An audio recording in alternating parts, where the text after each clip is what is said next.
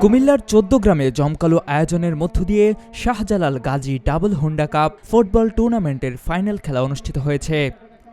৬ ফেব্রুয়ারি শুক্রবার বিকেলে উপজেলার শ্রীপুর ইউনিয়নের ভিতরচর পূর্বপাড়া সংলগ্ন মাঠে ফাইনাল ম্যাচটি অনুষ্ঠিত হয়।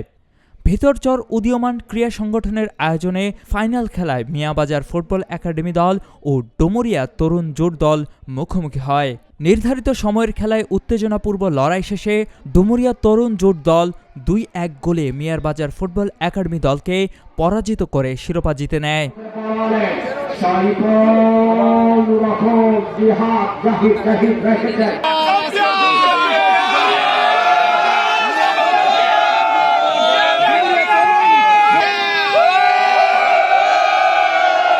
চৌদ্দগ্রাম ডুমুরিয়া সমাজসেবক মোহাম্মদ আবু ইউসুফের সভাপতিত্ব ও খেলা কমিটির প্রধান সমন্বয়ক নুরুল আলমের পরিচালনায় প্রধান অতিথি হিসেবে উপস্থিত ছিলেন কুমিল্লা ভিক্টোরিয়া সরকারি কলেজের ব্যবস্থাপনা বিভাগের বিভাগীয় প্রধান জহিরুল ইসলাম পাটোয়ারি।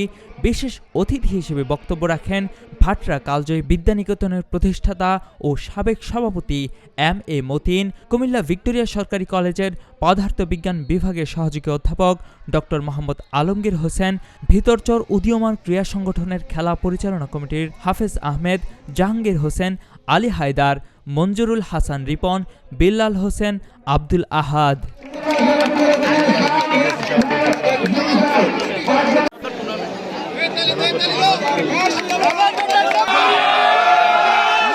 কুমিল্লার কাগজ নিউজ ডেস্ক।